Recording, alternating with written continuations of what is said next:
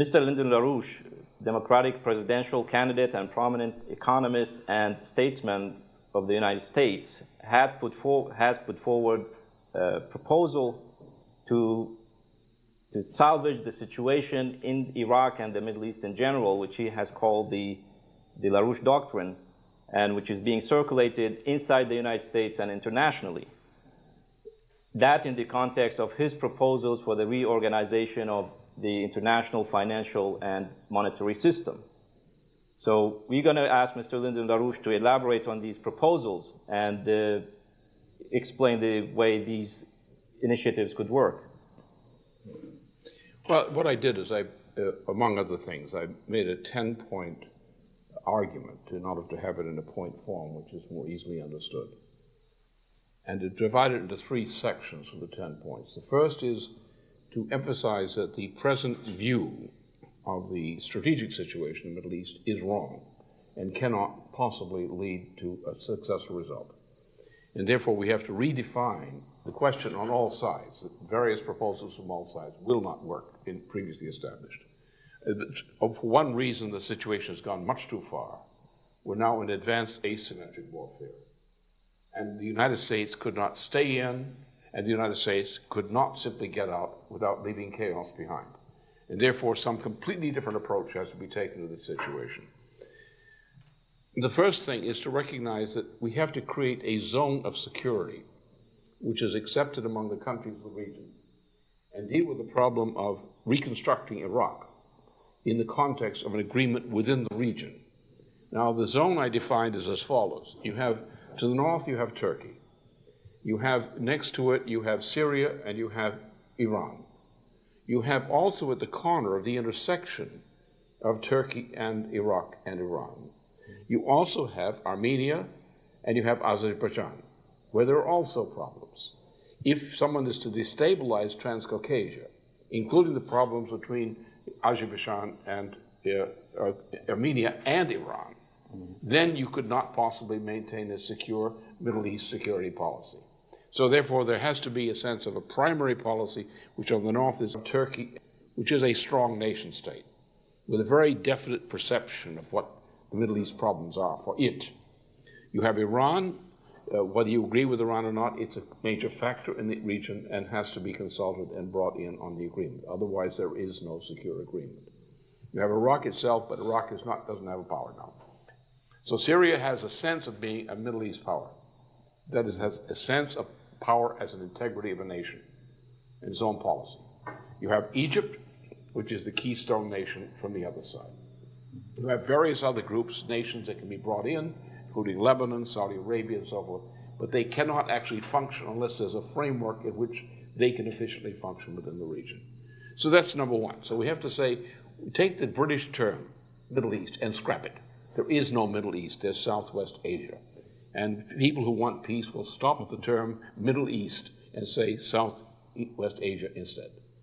What is the significance of that? Well, the British invented the term Middle East, which goes back to the beginning of the 19th century in the course of the Napoleonic Wars, where the British decided that the Ottoman Empire was going to be in trouble. And they were going to be on the inside, and they were going to make trouble. So they planted the first Jewish settlement under British direction in the Middle East, and also picked up some of the Jews who were there, who were as bankers in Syria and so forth, and picked them up and tried to play them as factors in the grain trade and other things which were inside the Ottoman Empire, and play this. So all during this period, from 1763 on in particular, we've had a British Empire, in fact. At the end of 1763, the beginning of 1763, with the Treaty of Paris, which all of Europe had been involved by the British in attacking Prussia.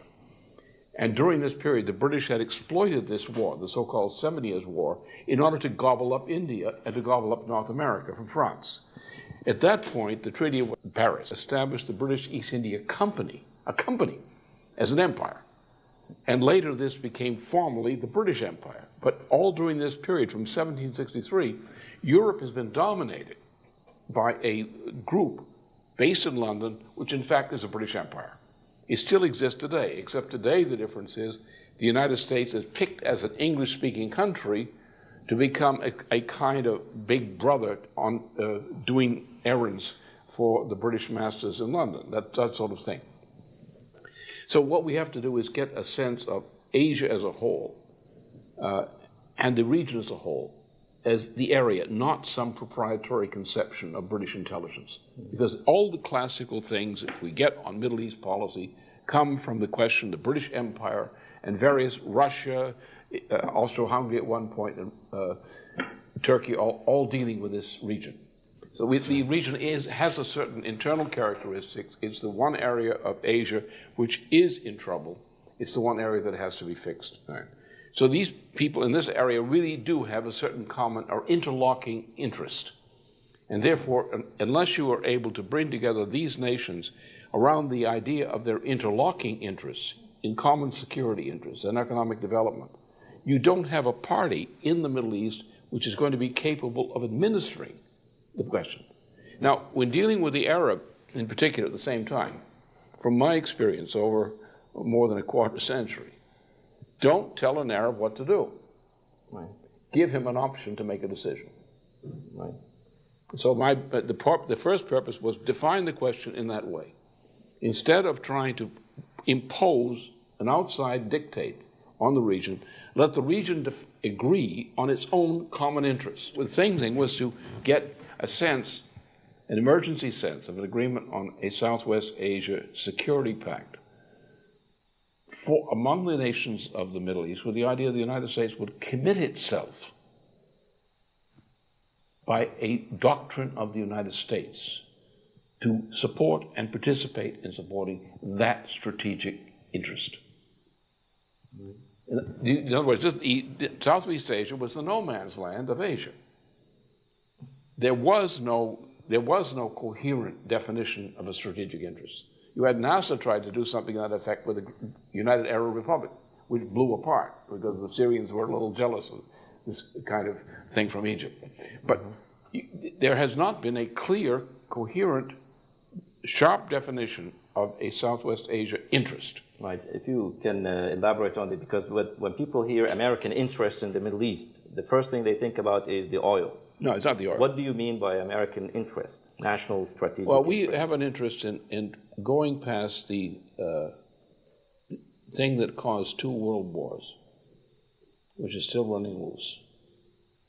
We are in danger of going into a global dark age. Now, to get out of that dark age means there has to be economic and other things have to be done in many parts of the world. We have a very difficult situation among nations with China. China is a positive part of a solution on security and development. It has a conflict with its neighbors. China is trying to play down its conflict with its neighbors to come to an agreement with countries such as Russia, India, and so forth, and to become a cooperating partner, which it sees as a necessary policy. We have Pakistan and India. We have Pakistan, India, and Bangladesh. We have Southeast Asia in terms of the Mekong development area and Myanmar and so forth. So these areas their cooperation is essential to a recovery from the processes now going on in the world. It's also essential to get past this business about routine, every few decades, a new world war. And therefore, we have to build, therefore, a positive economic system of cooperation, in Eurasia in particular. If we do not have cooperation in Southwest Asia, then Southwest Asia and adjoining countries will become the ulcer which blow up the whole blasted agreement. We have an African situation where genocide is occurring down. Now you have the problem, for example, of Sudan and Egypt and water.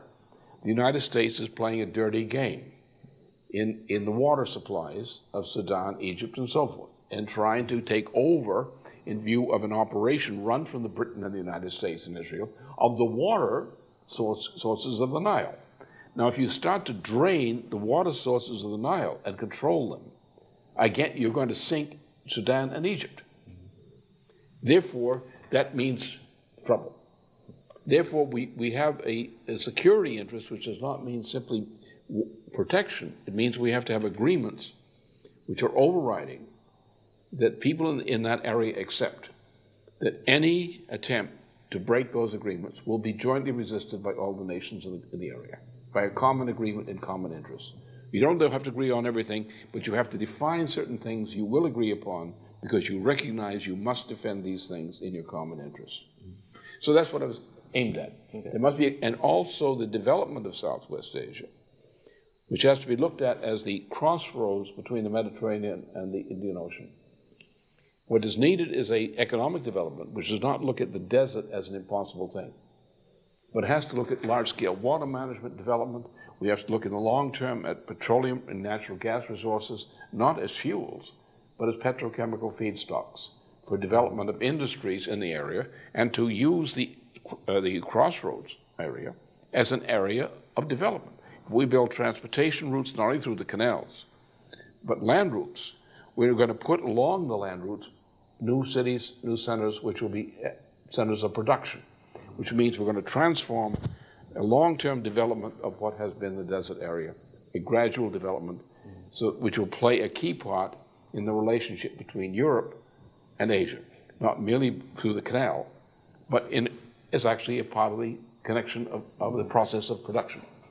So it's an interest area. You usually refer to all these strategic issues in the context of your view of the world financial economic situation. Yeah. And that your view is also that the question of stability and peace could also is essential to have the economic cooperation and development part in it. But there might be other forces who are not interested. Oh, I know. Yes, Cheney and some people in London, the Blair government, are very much against that.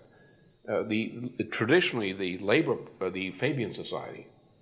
Remember, the Fabian Society was the instrument, as typified by H.G. Wells and Bertrand Russell, which gave us, in the first case, World War I from Britain, which was an attempt to play the nations of Asia and Eurasia against each other to preserve the British Empire by organizing a war. Then you had, in the later, you had Bertrand Russell, who came in with the idea of world government through preventive nuclear warfare and perpetual warfare, like a Roman Empire based on nuclear weapons. So the Fabian Society is not exactly a friendly institution for normal people.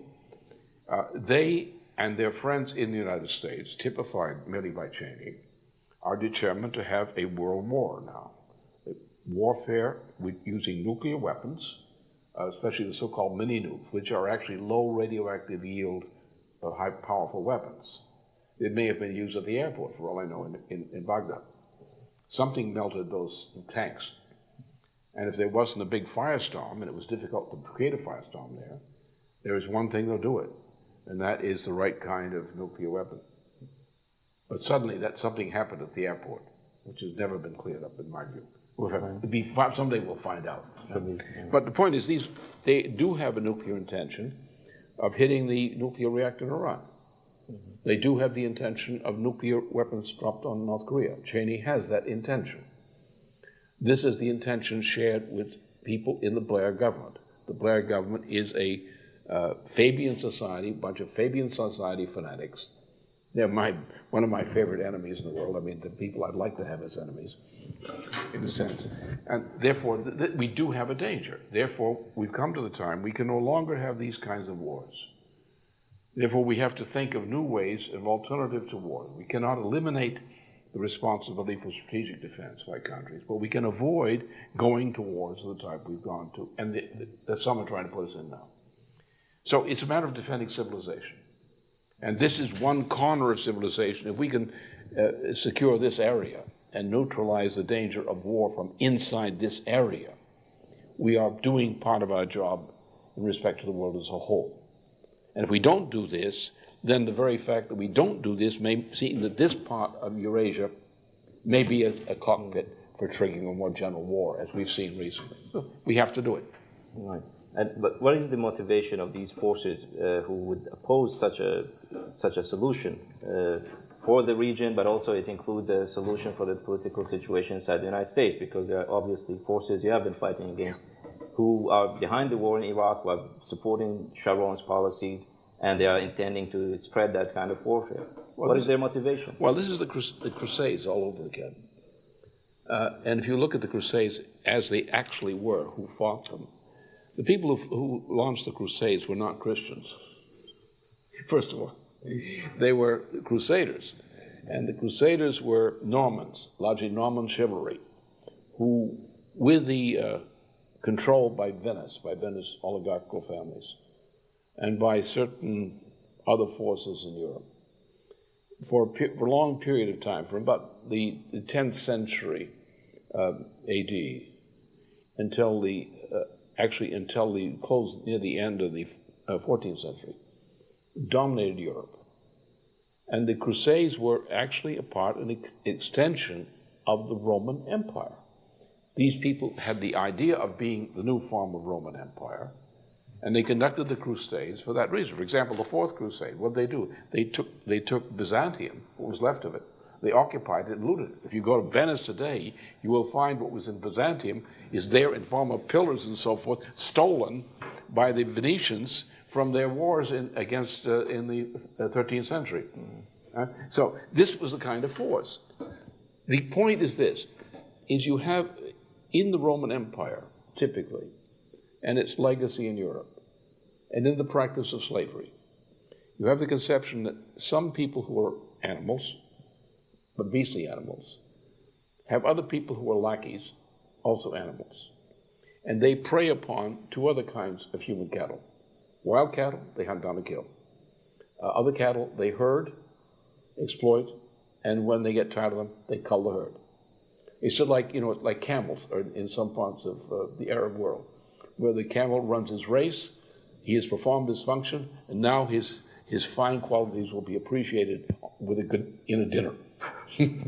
So the general point is we don't treat human beings that way. We may admire camels, but we also eat them. And some people treat people pretty much the same way. So the point is that there's those who do not want the kind of world system in which the people control their own destiny. Because under that system, there's no room for these kinds of people as powers. And it's the same thing. You see it in Cheney, and you see it in Schultz and so forth. You see it in some of the forces behind Blair. Their idea is to keep the people, destroy the economy, as they've done the past 40 years. We've destroyed the world economy. We shut down vital industries. We stopped infrastructure. We stopped development. No longer do we have development as a policy. Right? We have cheap labor, everything cheaper. We are looting the world. We like to loot primary materials. Petroleum is something they like to loot. Now, use of petroleum as a fuel is excessive, because actually a better fuel are hydrogen-based fuels, which we can generate synthetically as with nuclear power. Petroleum is essentially a petrochemical resource, which we also burn as a fuel as we burned wood. But we stopped burning wood because we found out it was creating a problem by destroying us of trees, which are essential for the climate. So therefore, you want to conserve your so-called natural or biospherical resources and not use them, just burn them up, but use them in a better way for a greater benefit to humanity, and use other systems. So we are denied technological development. We're told in the name of controlling carbon dioxide. Now that's the big issue, Kyoto agreements. Well, actually, we would have a much better planet if we had more carbon dioxide, because carbon dioxide have one thing plants have one thing they love to eat, and that is carbon dioxide. They live on them. They make trees. They make plants. They make vegetables, and they make the climate better. When you have more green growth on the planet, the climate is more moderate. You begin to bloom the desert.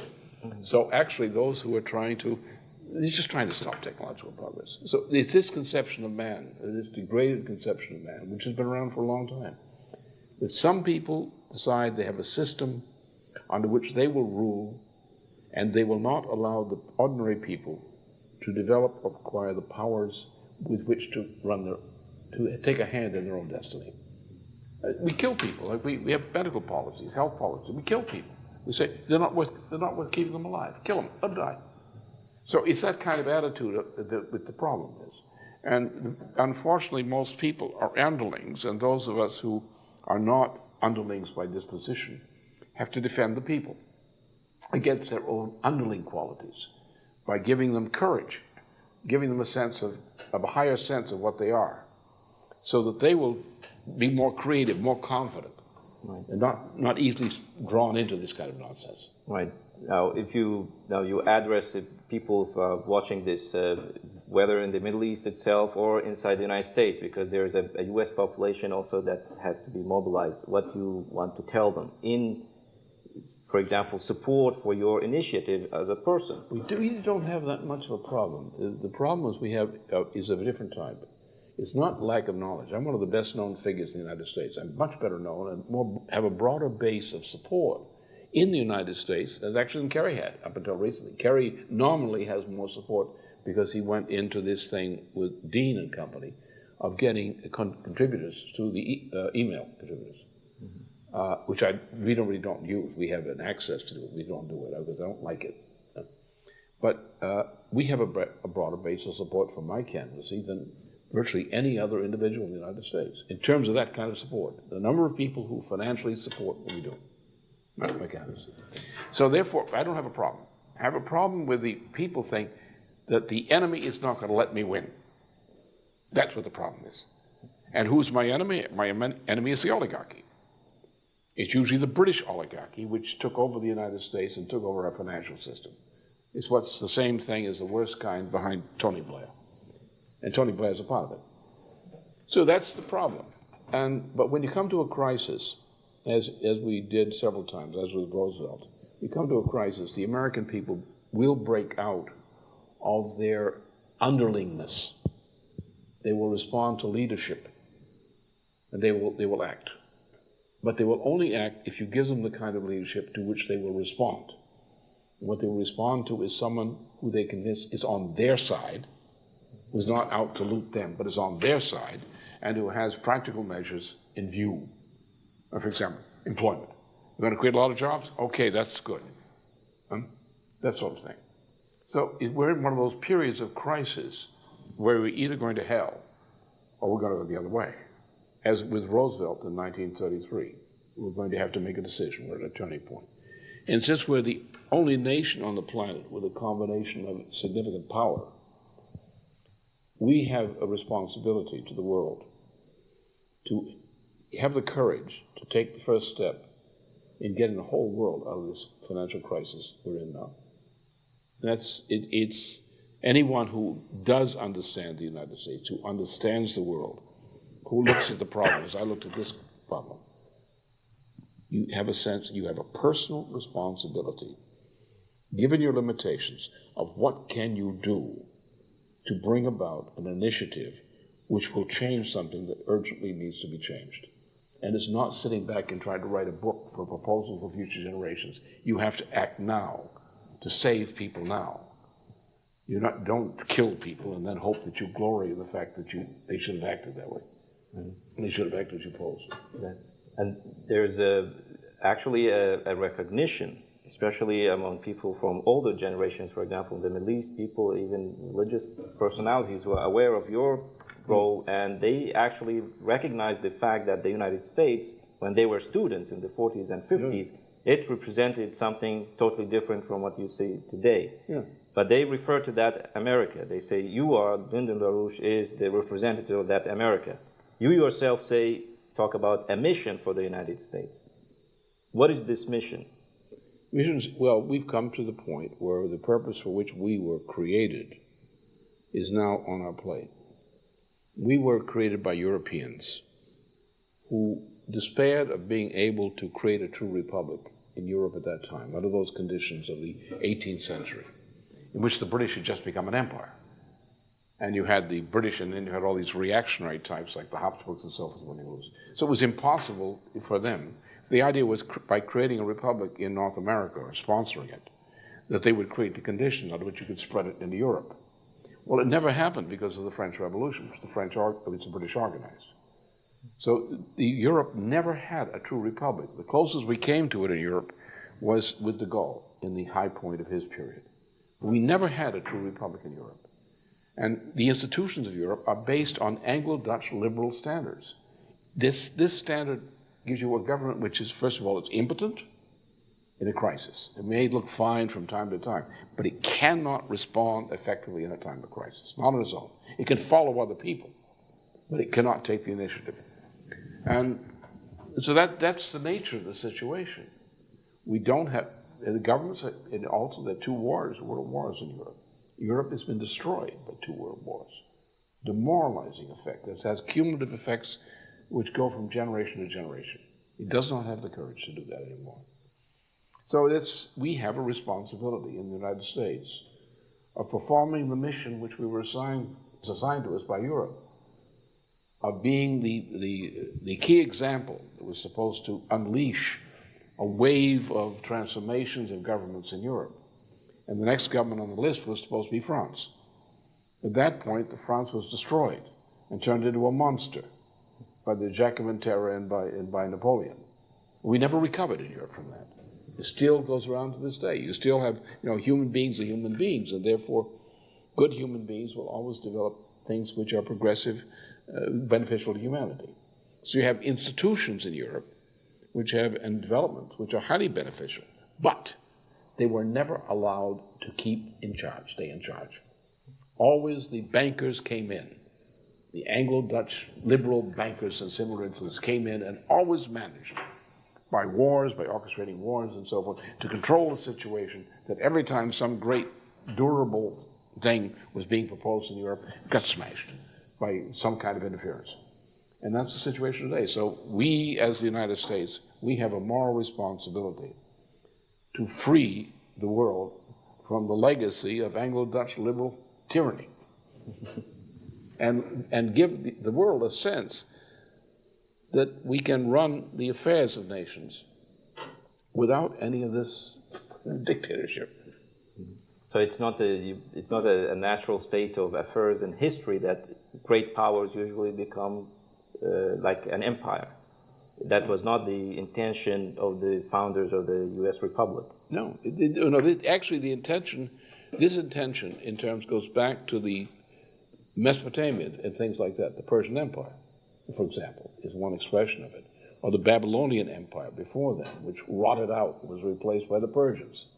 Then the various Peloponnesian War in Greece, which is an imperial kind of thing. The Roman Empire, the medieval imperial system run by Venice and the Norman chivalry.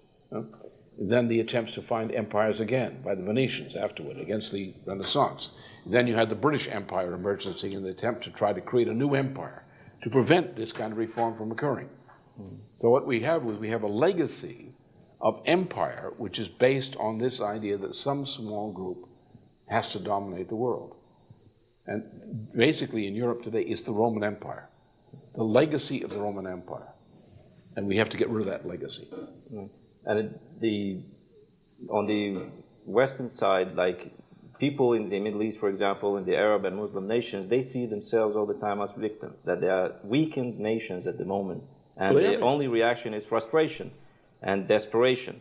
But in the context of your proposals, your statements of policy, you refer also to the question of that the Muslim and Arab nations could play a role in the sense of a dialogue among civilizations. Not that the Arab and Muslim were always the receivers or the subjects of a certain policy, but what is their role as a culture or a people of a historical background into bringing about these kind of solutions? Very simply, you have an area of development, an area which needs development. The worst example is the Middle East desert. Now, when I was in Iraq in 1975, I went up the Euphrates River, and I saw, which I'd known before because I knew from the period of Harun al-Rashid. And here I was in a country, it's in the 20th century, and the population of Iraq now is lower than it was on Harun al-Rashid. And when I go up the Euphrates River, there are these wheels where they're functioning. You have a little village, and the fruit and so forth is fine, very good. You go to the next place where there used to be a village, it's not there. The wheel doesn't turn, it's not there anymore. So therefore, the destruction of what had been built up in the various parts of the history of the area, to where a population of estimated of 35 million people, under more primitive conditions economically than the world, had lived at a higher standard of living. And the collapse, of course, of the caliphate was another story. But nonetheless, under the caliphate, under al-Mamun and so forth, things had developed to a certain point. And you go into the country, you see, this is wrong. The water system is still there. It has to be managed. We can do synthetic things with water supplies. We can change the climate if we can just get enough plant growth going. It'll change. Micro weather systems will come in. The population of Iraq at that time, for example, as I knew it in '75, it was in a highly progressive mode. Baghdad, I think, was about 2 million people at that time, in a small country. But you could see building everywhere, building. You walk a street, you find there's a new Pakistan-designed mosque is going up. Probably some Saudi prince is paying for it. And you see, but building. And the spirit of the population, which is a highly cultured population, many who I dealt with that were fairly ordinary Arabs, Iraqi, they spoke English fluently because of the benefit of the British occupation. But they're highly cultured people, and with a very strong passion for improving their country. It was destroyed. So that if we did the obvious thing, this area, because of its geographic location, under conditions of development of Asia, in Asia generally, and in Europe, would become actually, as I described it in Abu Dhabi, would become a crossroads of development, not merely for pipelines for petroleum, but actually the movement, as in the U.S. Continental Railroad, Transcontinental Road, when you move a system of transportation along a route, it becomes a zone of production. If you move power and water along that route, this becomes a zone of production. So that the railroad costs you nothing, because it makes possible the production which otherwise would not occur. You therefore transform the area into an area of agriculture and industrial production, which is more than pays for the cost of maintaining and creating the railroad. So if you take the Middle East as that way, you say Europe is going to develop, Asia is going to continue to develop. Here's an area which is the natural crossroads between the Mediterranean and the Indian Ocean. So it's obviously an area of great potential for development. You look at the population of the Palestinians, or what it was some time ago. They've been brutalized since. But the Palestinians are a well-educated population in general, highly culturally motivated.